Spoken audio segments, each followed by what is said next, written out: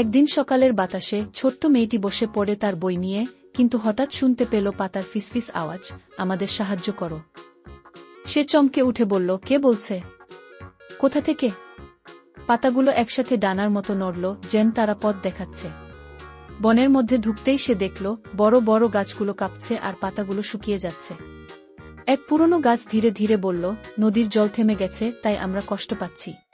মেয়েটি ছুটে গেল নদীর দিকে। নদীটি একদম শুকিয়ে গেছে আর পাথরগুলো গরম হয়ে উঠেছে। সে হঠাৎ লক্ষ্য করল, একটা বড় পাথর নদীর মুখ বন্ধ করে রেখেছে। জল আটকে আছে। সে তার বই খুলে একটা পুরনো গানের পৃষ্ঠা বের করল, এটা নাকি প্রকৃতিকে শান্ত করতে পারে।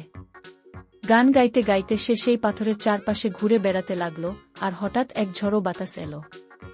পাথরটা সরে গেল। নদীর জল গড়িয়ে পড়ল, গাছেরা হাসল, পাখিরা গান গাইতে লাগল। মেয়েটি হাসল, বই বন্ধ করে বলল, প্রকৃতি শুনলে প্রকৃতি উত্তর দেয়।